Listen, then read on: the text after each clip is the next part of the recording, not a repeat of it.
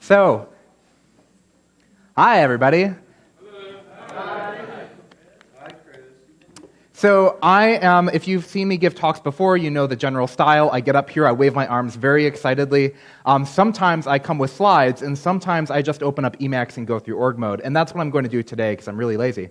So hi, ChiPy, I'm Chris Weber. As you said, I'm an occasional ChiPy presenter, lead developer of media. Oh shit, I just quit Emacs. That's not a good way to start your talk. Yeah, there we go. Hold on. Now I got to set my font to something you can see. Whoa, way to go, Chris Weber. Great talk here. Talks, hi. No. But, okay, so anyway. What I meant to do was, so hi, I'm Chris Weber. There we go. So I'm lead developer of Media Goblin, et cetera, but you don't care about that today, though you could hear about it at other times. Today we're going to be talking about Hi, and this is our little mascot, the cuttlefish. And I am just fucking up Emacs today. Oh my god. I did all these things ahead of time, and then I just fuck it all up. So, yeah, if you've also seen my talks before, you know how I like to curse while giving a talk. And this is no... yeah, fuck yeah, man. All right, let's get fucking going. All right, so what the fuck is Hi? So, okay, so what is Hi anyway? So Hi is a Pythonic Lisp, which sounds crazy. It actually transforms itself directly into the Python syntax tree.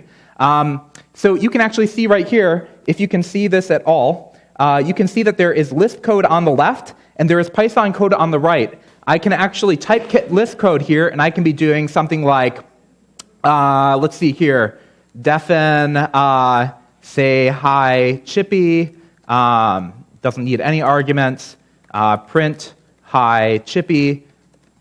Super simple, but it should appear at the right, and there it is. This is actually also an application written in Hi, running through Flask. Yes, you can actually write Flask applications and etc. And I'm even jumping ahead of my talk. But Hi is an exciting thing. So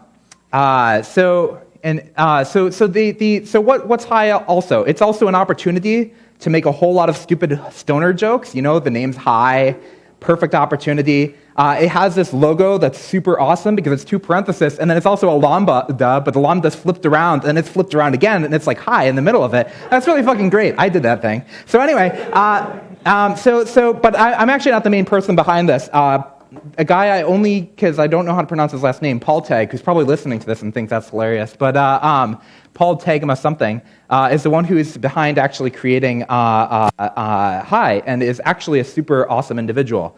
And actually one interesting feature about Hi is that it's both Python 2.x and Python 3 compatible, and is thus, in fact, more portable than Python code itself. If you're writing code in Hi, it will work in both, as long as your libraries work in both, which, you know, of course, whatever. But, so anyway, so what? It's a list that's in Python. What's going on here? Let's look at these links I already showed you.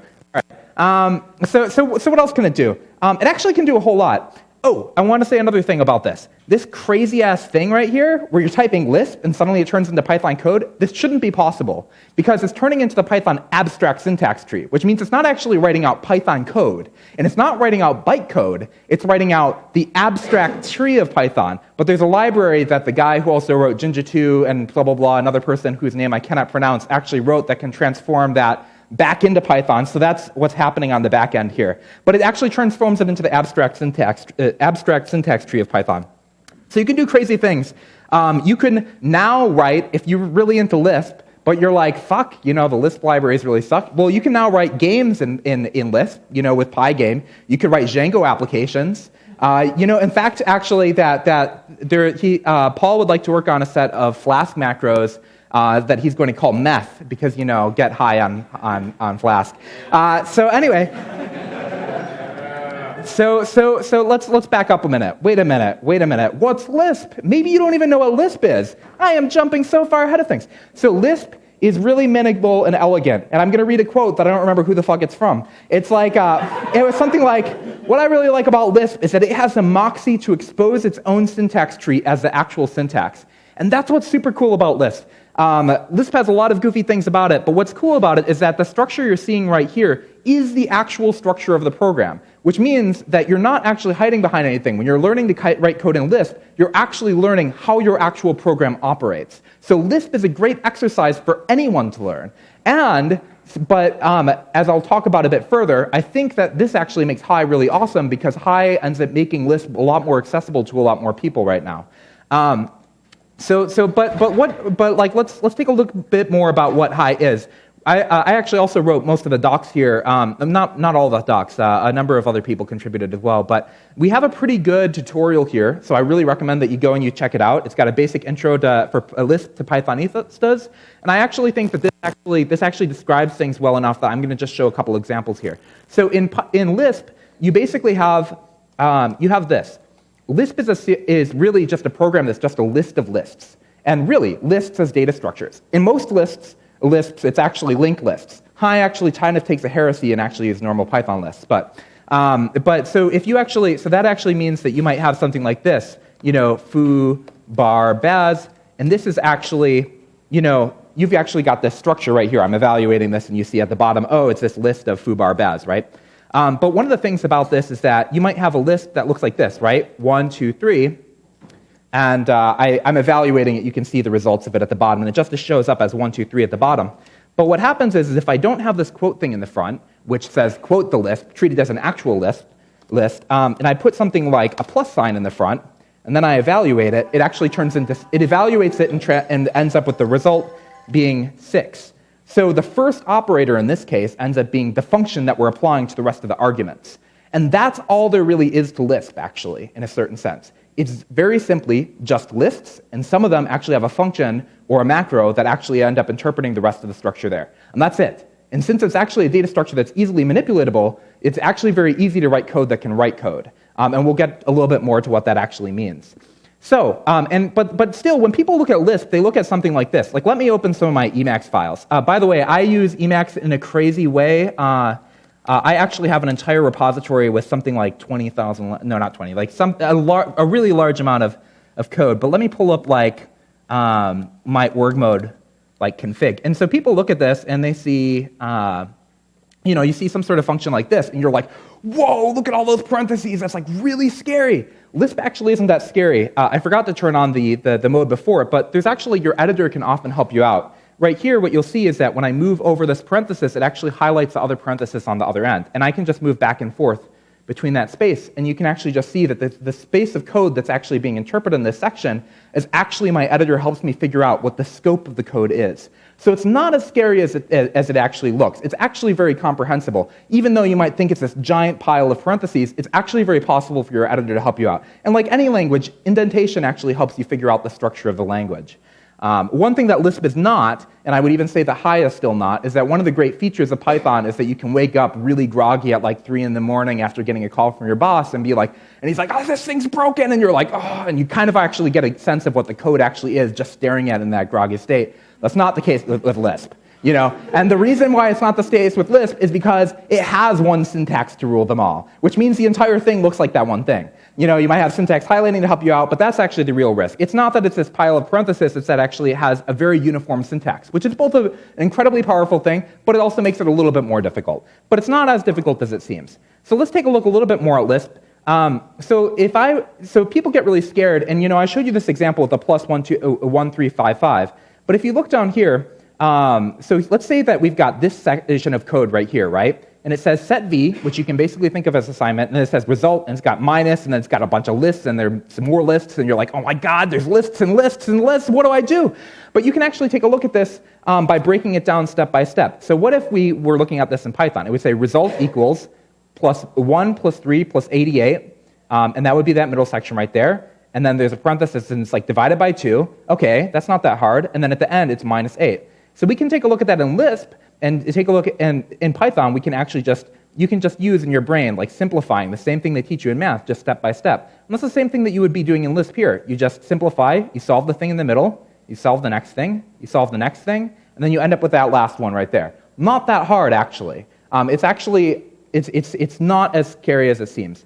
And so Lisp, and so what ends up happening is that high code, like this thing here that says simple conversation, you'll see like hello, and it's actually, I guess you can't see the entirety of this thing right here, but you can see enough. Def simple conversation, print hello, I'd like to get you know you, what's your name, raw input, what's your name, age, what's your name, and then it prints out this thing at the bottom, right? That's a pretty simple Python program. And if we scroll down and we take a look at the Lisp program, it's actually also pretty simple. It actually looks extremely similar, Instead of def simple conversation, it's defn simple conversation.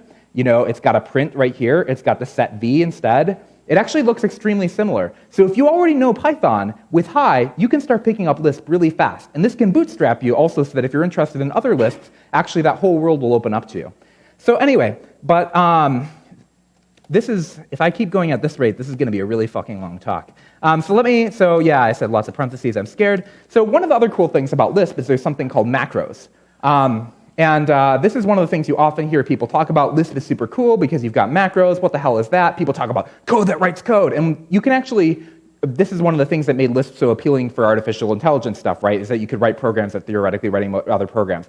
But from the day-to-day center of a programmer, what you're mostly doing is actually working with macros. A lot of Lisp things, not in the case of High, since it's using Python as its structure, actually will end up have just a very few small amount of types. And the rest of the language, like iteration, and things like exception handling and all sorts of things like that will actually all be handled in macros, which are tools that you can write yourself. You can't write a new for loop in Python, but you can write a new for loop in Lisp. You can't write a with statement for like context management before that actually comes out in Python. But if High existed, we could have prototyped and implemented this far before it actually existed. And that's really cool. And what they actually look like, macros actually look a lot like languages. So let me open this up. This is an example of an Emacs macro. It says def macro increment variable, and it gives you a list, and you set this. It actually looks a lot like a normal function. But the difference here is that in this base, it'll actually construct, you notice that it's got these lists. It'll actually take the variable here, and it'll actually replace it with another set of code. So that's what ends up happening in macros, is you end up having code that ends up replacing itself with other code based on the structure that you give it. But getting into macros is a whole other complicated subject of itself, and you actually don't have to know macros at all to get into Lisp. I programmed in Lisp for a long time without understanding shit about macros, and you can too. I actually think it's a good idea to not spend too much time on macros, because one of the problems in Lisp is that since people are like, oh, I can reinvent everything. Everybody reinvents everything. And that's a big problem, because then it's like, oh, how does your code work? I don't know. Let me go figure out the language you wrote. So don't do that. Anyway, so I'm going to keep going. So there's popular varieties of Lisp that already exist. And let's just get a quick overview of those to see these in comparison to High. Because Lisp is so minimal. It's so minimal that it's super easy to write a Lisp. And writing a new Lisp is called writing a new dialect. And in fact, because of that, people are writing Lisp all the time. There's just like Lisp after Lisp after Lisp. It's kind of awful. And in fact, you can even be considering, if you're using an existing Lisp and you write enough macros, you might be like, this is actually a subdialect of this language. And then you would be right, because you basically wrote your own mini language inside the language. So that shit can get really crazy. But we're going to go over the main Lisps that you might actually give a shit about, and then we'll come back to High. So the most basic of them is Scheme. It's very lightweight. It actually provides very little stuff. It's very popular for embedding, especially for stuff like Guile and etc. In the same way that people would embed Lua. And it's actually maybe has too little that comes with it. And that actually encourages a lot of reimplementation. But the minimalism of the language, in my opinion, ends up meaning that people are reinventing things constantly. So then we have Common Lisp, which is in a sense the batteries included Lisp. And it's got a standard library for most of the things you want to do, if most of the things you want to do are in the 80s. And so it's theoretically object-oriented, though in like a totally awful way. And the packaging situation makes you think, man, I wish I could go back to a system that has really good packaging like Python, which is a bad situation, even though it's been getting better all the time. And it also feels like it was designed by committee in the 80s because it was. And so there's a lot of cool stuff going on. I actually encourage everyone to check out Blocky.io. It is a super cool project. It is actually a thing where it is an interactive programming environment. I can't show it right here, but please go home and check it out. It's an interactive programming environment where you write games where you can actually jump in and you end up opening up a cursor and you can like drop in a character and you can start programming interactively and moving around blocks and doing all sorts of crazy shit. David O'Toole is a super smart guy. Definitely check out Blocky.io. It makes Common Lisp feel worth it. I actually do like Common Lisp, despite me making fun of everything. So Emacs Lisp. Emacs Lisp, yes, I'm running Emacs, and actually the irony is, despite that, it's just for Emacs, this is the Lisp that I write more than anything else. Why? Because I don't feel like I have enough reason to justify any other Lisp. Python works well enough, blah, blah, blah. I don't know Clojure, stuff like that. So anyway, Emacs is actually really cool. You can do crazy things in it. If you've seen me give talks before, I've jumped off into that before. And Emacs is quite literally an editor embedded in a Lisp machine. The Emacs interface, if you take a look at interfaces that were existing on in Lisp machines in the 80s, look like Emacs, and that is no coincidence. And this means that you can do just about anything in Emacs, way more than you ever should, and in fact, I do. But it's also a very minimalist Lisp. It's actually a Lisp that's more advanced than Scheme in some ways, but actually less so than Common Lisp in terms of what it provides. But it provides only a few basic types, no classes, but you can still write shit in it. So, And there's also Clojure, and Clojure is actually really interesting. It's a functional programming thing. It runs on top of the JVM. It has a lot of cool ideas, but I still can't completely get it over it being linked to Java, even though I know the JVM is actually a really cool thing. And yeah, I don't know. But it definitely seems like a cool thing if you want to go in that direction. But so about 9 months ago, actually, I was considering giving a different talk at ChiPy. That I was going to title the Lisp I Wish Existed, partly explaining why a Python Lisp might look like. And then I was going to say, don't write it, because we already have too many lists. But anyway, but I was going to say, it'd be great if it was battery included with a much more modern set of libraries. Dot notation would be really great. Here's one of the things I hate in Common Lisp. See this right here? It's like you set the variable Suzanne, you make to an instance that you make of monkey. But you don't do like Suzanne.howlmonkey, you do monkey-howl Suzanne, ooh, ooh, ooh. Who the hell wants to do that? I want to do this. I want to do Suzanne.howl, ooh, ooh, ooh, which I can in Hi, by the way, and apparently you can in Clojure too. But anyway, so I also really like one thing about Python, which is that it has a very one way to do it type mentality.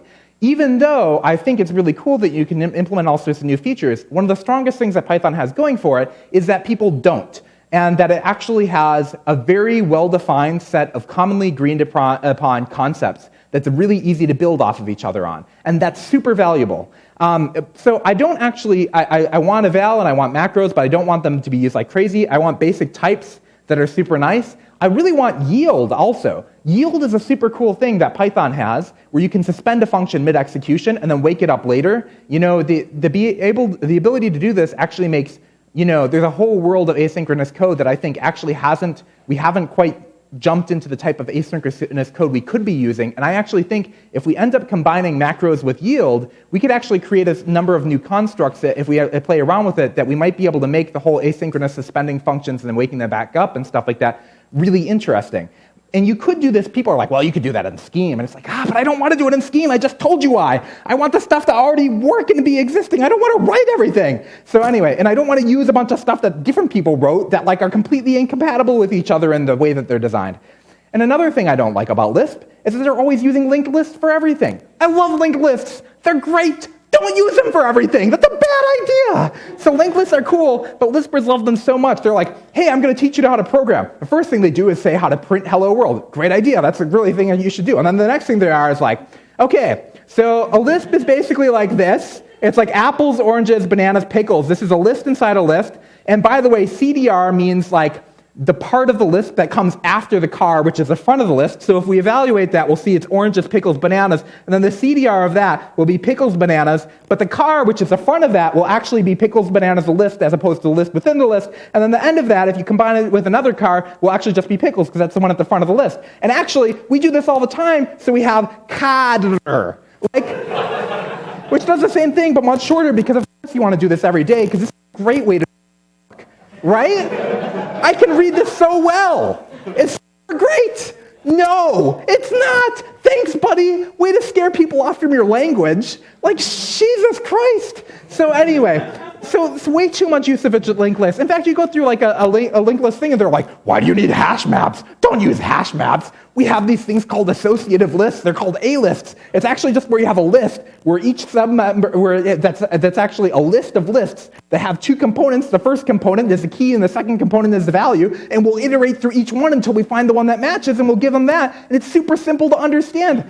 Yeah, if you want to have 5 elements in the list, what are you teaching people? This is terrible. Don't teach them this. So anyway, so I feel like we're teaching newcomers bad things, and Lisp is such a cool idea, and we're fucking it up. So anyway, Clojure seems cool, but I haven't drunk the functional coding thing yet, and I don't understand it. So anyway, I'm going to keep going. But I still love Lisp. It's really great to see the structure of your program so clearly exposed. To understand Lisp is to actually kind of understand coding itself because it's very directly there. And Lisp is fun. I actually really enjoy it when I write Lisp. It's like one of those things where like I get into writing some Lisp code and I'm like, man, this feels really good. And like, you know, that whole XKCD joke where the guy like falls asleep and he dreams in Lisp. Lisp is the only language where I've actually dreamt and I've like seen something expand out. And so that's true. But anyway, apparently the universe is written in Perl, so it doesn't matter. But anyway, so the ability to write new language features is really cool, and macros are cool. But rewriting another Lisp, that seems like an awful idea. The end of my talk was going to be like, these are all the things I want, but don't do it, because we don't want to clutter the world with another Lisp. So this is just a talk about just in theory, because, you know, honestly, who wants to take the time to do this? Well, anyway, and then I was talking with my friend Ava, and she was like, well, what if CPython were kind of like the JVM, because we were having this conversation about this, and then, you know, you could end up actually building languages on top of that, since it's kind of that at the core. And so, as it turns out, at Libre Planet this year, I run into this guy, Paul Tegg, and he actually had given this lightning talk, apparently, on this at PyCon, and he did this whole thing, but the way he did it was not reinventing everything. Instead, it transforms itself into, you know, Python. And in fact, it's even more exciting than that. You know, but it basically nullified my entire complaint about, like, don't do another Lisp, especially because of one of the coolest things of Hi and Python, which is that they're directly interoperable. You can import a .hi file and a Py file, and then import the .hi file and a Py file.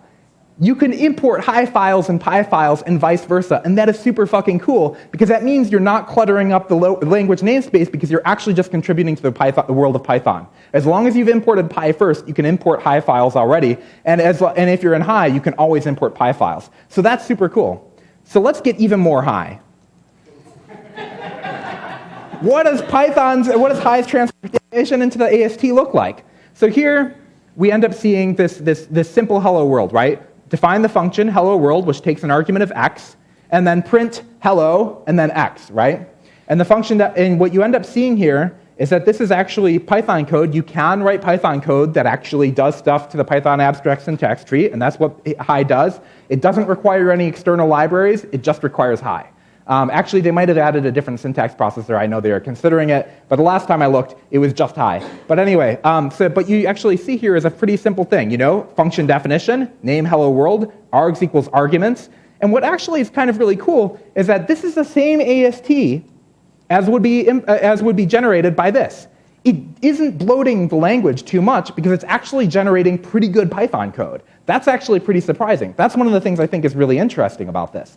And I think that that's super cool because you're now looking at the CPython in an entirely different way.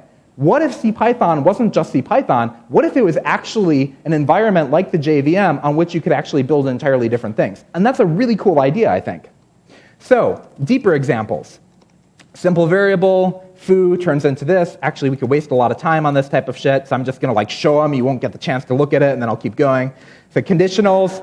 Conditionals are kind of interesting because you actually see that it's got like it's actually got the structure of the if and everything like that inside of that. So I actually think that's pretty cool looking. Printing with conditionals. Now this is where things get really interesting.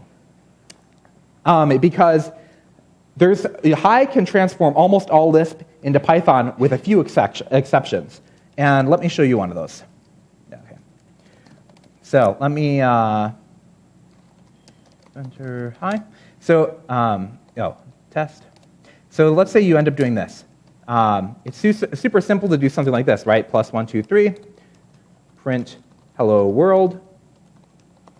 And if you do if true, then the thing that will return is actually the third argument, if it's correct, which will actually just be true, bro. And then if it's false, it will be not true. Sorry, bro. I do not endorse programming. But anyway, it returns true, bro. But the thing is that if you actually start to do this, in older versions of Hi, if you would do this, it used to break. And the reason for that is that Python is not expecting, there's actually a form of if that it could actually handle, but this version of if it actually couldn't, it would actually explode when it ended up getting certain conditions and things like prints and stuff like that. So Hi has something crazy. Actually, the rest of these aren't interesting, calling by their own arguments, because calling with arguments, because I want to get to my joke. So hoisting. So Hi implemented something called hoisting, which is different from JavaScript's hoisting, apparently. So, hoisted by your own Picard. Anyway, so what hoisting actually does is it actually lifts the function up. I don't know how he's doing it anymore. It's apparently super smart, like way smarter than it used to be, and it wraps it in like a lambda or something like that and actually puts it back in place, and it does this at compile time. So it will make very small changes to your code. For the most part, the code that you get in Hi will be exactly the same as the code you would end up writing directly in Python, with a few small differences. Only a few of them. And it's special cases like this, and the Hi interpreter is pretty smart about it. So anyway, gotta love Picard. Anyway, so you can import .hi and vice versa. I already talked about this, but this is actually stolen from Paul's own slides from a talk he gave in Boston, which was that it's using something that's PP302, which allows for new import hooks, which was actually intended to be used for something like putting Python on non-standard places and stuff like that. But his meta importer actually abuses this by looking on sys.path and actually looking for .hi files. So in a very evil way, it's actually transforming it into actually finding that there's a different language there depending on the extension. And I think this is pretty cool. And yes, by the way, it does compile the bytecode as you're evaluating it. Of course it does. It's just transforming the AST and everything. So it's pretty cool. So macros. So this is one of the things that actually will get a lot better. Currently, macros are not super exciting. They actually look like this. So they're actually Python code. And this is actually not good for Lisp. Right? You're supposed to be writing stuff. You're supposed to be writing Lisp in Lisp that generates Lisp. But we're not doing that right now. But this is about to change. Part of the thing is that there has had to be a lot of engineering to actually fix this stuff. Has been iterative, and it's actually been being engineered in a way so that eval is improved and a bunch of these types of things. But actually, things will be moving very shortly over to native macros in Hi. And when that happens, I think that's going to massively improve things. There are two things that I was expecting to say were going to be things that were missing for this talk. One of them was that we were missing class syntax, but that just landed last night. And one thing is that we don't have native macros, but those things look like they're going to land super soon. But very soon they'll be native. And and I think that this is really interesting because this will allow people to experiment with all sorts of stuff. So a shared dream, one of the things that actually, when I started talking about, I was talking about my excitement over yield. A few years ago, I was working on a tool that I'd still like to give a talk about how I think this would work. I think that there could be some really interesting stuff done with asynchronous code that would involve, and it's partly borrowed from some other people's ideas. If I eventually get around to it, I'll give a talk on it. But my friend Tomas and I wrote a prototype of this, which involves an actor model system with message passing, where you end up having different actors taking care of different parts of the code. And for the asynchronous code, when it needs to actually get over to the part, it ends up sending a message, suspending while it sends the message, waits till it ends up getting one back, and then reawakens and ends up getting it back. Which means that you could even have entirely different actors on entirely different servers, and if they only actually know the identifiers of the different servers, you could have asynchronous code that, like Erlang, could just scale across multiple machines in Python without you even knowing how it works. And I think this could be a really cool thing. Part of the thing is that dealing with yield actually makes stuff feel very imperative, but not super great. And so I was thinking about, man, it would be really cool if I could do this in Lisp. Let me look at Common Lisp. Common Lisp doesn't have yield. Sure, I could look at scheme, but that's not appetizing. Lost my interest. But actually, and so that was partly what led me to thinking about this. And what's interesting is that Paul actually started this project partly out of the morbid curiosity about whether or not it could be pulled off, but partly also because he has a background in decentralized algorithms and emergent behavior, and he wanted to write a traffic simulation in 50 lines of code. And despite the logo looking really cool and using two lambdas wrapped in in parenthesis, it was actually originally based off of a term that involves something with bees. I don't know what it is. But anyway, or bees, wasps, and ants, which is like the swarming something or other. I don't know. But anyway, I think that's pretty cool reasoning, because what it means is that multiple people, at least Paul and I, are excited about the idea of this possibly being used for asynchronous, interesting stuff. So I'd like to... So anyway, let's demo some stuff real quick. So actually, I'll just show this instead of actually doing it. How many people here have seen the SH library? A few people. Let me show you the SH library because it's super fucking cool. Actually, I'll just larg. So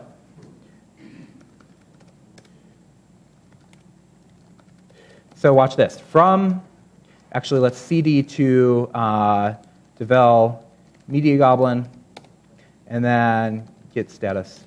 Hopefully I'm not on master, because I don't remember any of the names of the other ones. Oh, Jesus Christ, that's taking a while. Yeah, but anyway, what's cool about this is that you could do this. From sh import git, and then do just like git.checkout, master, and it'll just run it, which is like makes actually shell scripting in Python really nice. And with Hi, one of the examples that's on the site that I think is really hilarious. Let's see here. It's at the end. Oh yeah. So watch this. So if you end up importing from sh importing cat grep and w3c and wc, you see this example here that uses the threading macro, which pipes one thing from one to another, and it pipes cat user grep share dict words to grep-e hi to wc-l. And so you just wrote in like one line, just wrote like this shell script-like thing. So you can do really goofy things like this. But what's also cool is this importing .hi and .py. So let me show this actually. So I've got this. I've got two files here. I've got maths.hi, which is just a super simple thing. It's got a Fibonacci number generation thing, super simple. And then I've got a file that opens it, which is runme.py. And all that does is import hi and then import maths, and then it runs this, right? And it's super simple to run this. I can just do Python runme.py. Remember, it's about to import a hi file, not a py file, but it does it. Python actually imports from one to another, which is already pretty cool. But wait till I blow your mind, because I'm going to uncomment this, which is a PDB thing here, right? And now I'm going to run it again.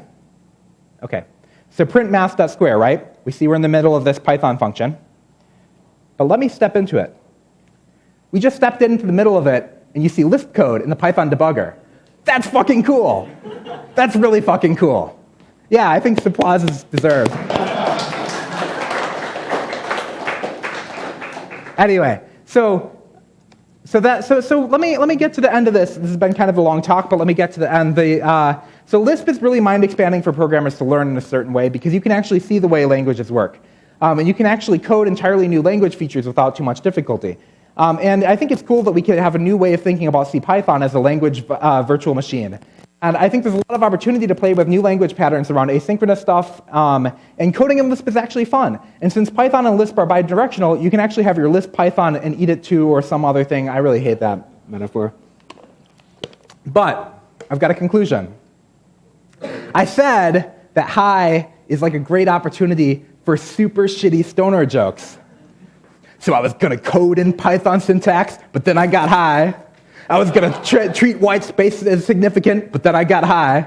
Now I'm buried in a bunch of parens, and I know why. Why, man? Because I got high. Because I got high. Because I got high. Not.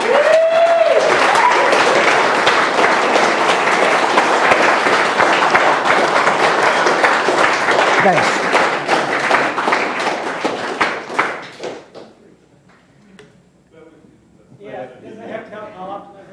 Does it have tail call optimization? I think there's some work being done towards that. I don't actually think it has it yet, but there's some talk about whether or not it could be done. I don't know. I'm not smart enough for that. No question. I was just thinking. This is from the man who proposed to his wife in Python, by the way. In Pygame. Yeah. Okay. Have you checked out Racket at all? Have I checked out what? Racket? I haven't checked out Racket. Realm Racket comes out at some point. Oh, okay. Might be cool. Whatever. Okay. I will check it out. Yes? Do you happen to know how they're going to do macros? Yeah, actually, so I think macros... So he asked whether or not I knew how macros are going to be done. You mean as in terms of implementation or how they'll look? No, the implementation. Because it's kind of impossible to do with Python and AST because... But it's not. It needs to, at the bytecode level, have a macro ability.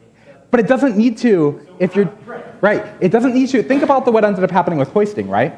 It was at compile time before it transformed it over to the AST. So it would be the same thing in high, that instead of it's before it transforms it into the AST that it ends up doing the macro expansion. So while it's still in high, it ends up expanding the list and doing that type of thing. You can't because, I mean, basically all it's going to, I mean, you can have like compile statements within the AST. But it's not going to be in the AST. It's going to be before it hits the AST. But then it's not a macro. But okay, so you're right that to a certain extent it's not completely Lispy, but it is going to end up expanding. The entirety of high ends up working in this way, where it's still going to be like, so if you're doing something like this, I think I wrote at one point some shitty. Did I actually write that?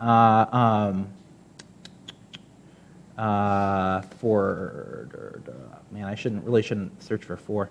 Okay, yeah, I wrote a really shitty macro that I didn't end up keeping because it was so shitty. But basically, what ends up happening is that so high is not Lisp is in terms of like super strict Lisp. It's Pythonic Lisp, right? And it's taking the assumption from the get-go that it's not going to be a total Lisp. It's not using linked lists. That's already heresy number 1, right? You know, it's like going down a certain number of lists of heresies, and it's not trying to be anything other than actually a Pythonic Lisp. But you still can do the same thing that if you're talking about the level of code that generates code, you can already do that before it hits the Python level of things, and that's actually not that hard. But it can't be it when it ends up hitting the AST side of things, and you're right there. So anyway, and that's actually what it does currently. It already does that. If you look at the bootstrap.py, these are actually just it's basically going to be the exact same thing as this. It's just with smarter syntax. But it's already doing the thing where it's just actually generating a set of lists and stuff like that. So, anyway, next question. When you import high from Python, what actually happens? So when you import high from Python, so I mostly just wrote documentation and I contributed opinionated things like fixing the cond macro and stuff like that. But my understanding of what that happens is basically, since it ends up going through that special import hook as I described earlier. It ends up finding that the file is there or it isn't. If it finds out that it's there, at that point, it ends up doing all the magic of actually parsing the file, tokenizing and everything, and then actually doing all the mangling and transforming into the AST, and then basically just replacing itself with this module right there. That's been there. So that's basically what ends up happening. I can't give you a super technical version of things because I actually am just doing small contributions to code, but that's my understanding of stuff. Did I actually just disconnect the thing? Last question. All right, thanks.